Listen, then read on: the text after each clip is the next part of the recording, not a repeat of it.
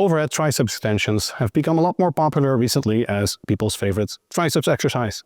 And that's for good reason. A study found that if you compare pushdowns and overhead triceps extensions, the overhead triceps extensions stimulate significantly more growth in the triceps muscle. However, many people do their triceps extensions in a probably slightly suboptimal manner. So here are some tips to get more out of your overhead triceps extensions. First, if you have a big dumbbell, so this is a small one, I'm going to use small ones to illustrate the exercise. If you have a big one in particular, you can use an off-hands grip. So if you use it in the middle, that will hit your body and that might limit your range of motion. Generally, more range of motion is good, especially when it's at longer muscle lengths. So what you can do is use an off-hands grip instead of just a regular grip, and that means there is less space and you can get a bigger range of motion. Second, the reason likely that triceps isolation exercises, and especially overhead ones, are really good for the triceps is because the long head does not just extend the elbow, it's also helping the lats in pulling the elbow back down to your body. It's a shoulder extensor. So this means that for doing a bench press exercise, you are extending the elbow, but you're also flexing the shoulder. If the long head of the triceps, this part, would be contracting, if this would be contracting maximally, it would help extend the elbow, but it would pull back the arm. Therefore, the body does not maximally recruit the long head of the triceps, probably during bench presses, and research has found that the long head of the triceps is very poorly stimulated by bench press type exercises. On average in the literature, push-ups and bench presses, barbell bench presses even, for dumbbells it's even worse, stimulate only about half the growth in the triceps as they stimulate in the pecs. So the problem is that biarticulate muscle conflict of pulling the elbow back, if you're doing overhead triceps extensions like many people do, which is with a little bit of cheating, if you will, kind of like this, you get the same problem because the long head, if it would be contracting, would be pulling the elbow back down. What you want, if you really want to focus on the triceps, get the long head to maximum length, then you need to get your arm all the way overhead and keep it there.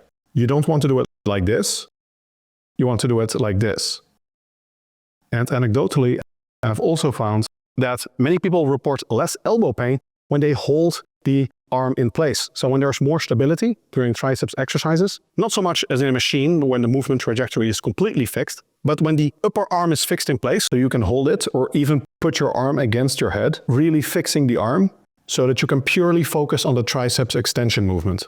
Again, using an off-hands grip if needed. You want to get your hand behind your body to really close the elbow angle and get full range of motion. This is probably the best way to stimulate your triceps.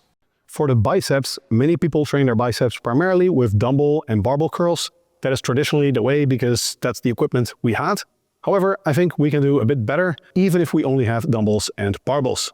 So a standard dumbbell curl, which you would do like this, has a big problem in that in the bottom of the movement, gravity is pulling the weight straight down and there is no demand for elbow flexion. The biceps is moving the weight up like this and gravity is pulling down, so the biceps in this position are essentially relaxed. There's no muscle tension on there. That's also a problem if you do incline curls. Many people do incline curls because it stretches the biceps extends over the shoulder. So if you put the elbow behind the body, it stretches the biceps more. That is true, but in a standard incline curl type movement, again, the arm is vertical in the bottom position, so while the muscle is lengthened, it's not actually under tension. So if you want high tension at long muscle lengths, which is probably ideal for the biceps because even if you don't put any stock in the stretch-mediated hypertrophy stuff, there is more active tension in the biceps as well because the biceps is relatively unique as a muscle. Based on its operating sarcomere lengths, we know that the biceps produces the most active internal force, not just passive tension, but also active tension when it's at long muscle lengths. By the way, do you like my content? Then you'll love my online PT certification course. Instead of spending 10 years sifting through misinformation and being confused by all the contradictory information on YouTube, in less than 1 year, you'll learn absolutely everything you need to know to transform your physique and, if you're a pro, the results of your clients. My research team and I have compiled quite literally all available information on muscle growth, fat loss, strength development, and health sciences into a practical take-home messages to take your physique to the next level. And we teach the methods that we ourselves actually use as coaches with our clients, ranging from Gen Pop to professional bodybuilders. You'll also get a PT toolkit with calculators, case studies, how-to guides, an exercise library, and hefty discounts to our partners' products and services. Of course, you shouldn't take my word for it. Check out the reviews of our former students in the link below. To my knowledge, we have the highest student satisfaction scores in the market.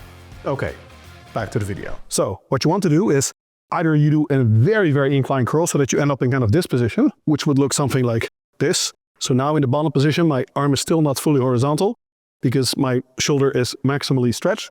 And then you can do an incline curl like this. That would be good. If you don't want to do this setup, or if you just want an alternative exercise, what you can also do, if you prefer to keep standing, is to do a standing dumbbell curl, but with the elbows pressed forward onto your body. You put the elbows on your hip bones, and then you do dumbbell curls like this. Now you also have tension in the bottom position.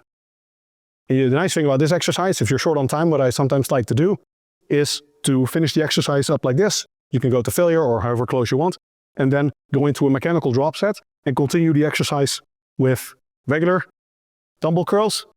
And then after you hit failure again, you can keep going with one arm at a time until you again hit failure. This takes advantage of the bilateral deficit, which is the finding that if our body does something with two arms at the same time, it cannot coordinate the movement as effectively as with one arm at a time, and therefore we are stronger with one dumbbell than with two dumbbells. You can easily test this for yourself. If you do dumbbell curls to failure with two arms, drop one of the dumbbells. Even if it's your weaker arm, you can still keep going. You can still probably do a few repetitions because the body has an easier time producing force with just one arm at a time. Another tip to get a bigger biceps is to do concentration curls with a backward lean. So do like Fat Joe said, lean back. Lean back. So most people do their concentration curls like this. And that's okay. It will certainly work. All of the exercises that I've talked about in this video, it will be effective. We're talking about optimization here. What you can do to get the muscle at high tension in the long lengths is to lean back, use your leg as a fulcrum, and now you'll see that there is high tension on the biceps in the bottom position because the arm is not vertical. For most free weight exercises, when you're training arms, you don't want the arm to be vertical in the bottom position because then there will be no muscle tension. And then you do the exercise like this. So give these tips a try and let me know what you think. If you like this type of content, I'd be honored if you like and subscribe.